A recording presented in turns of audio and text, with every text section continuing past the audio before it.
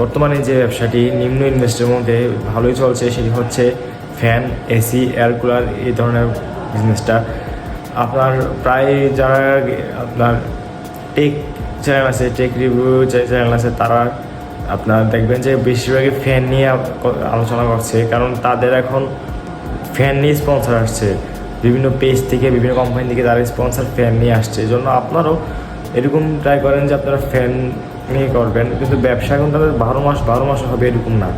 ব্যবসা আজকে হতে পারে, কালকে না হতে পারে।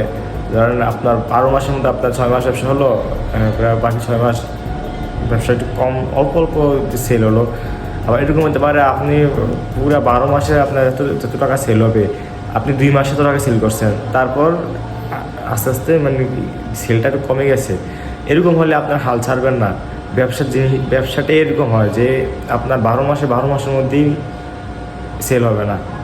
এটা মাথায় রেখে যদি আপনি চলতে পারেন, আপনার ধৈর্য শক্তি রাখতে পারেন, তাহলে আপনি লাইফে উপরে উঠতে পারবেন, গ্রো করতে পারবেন।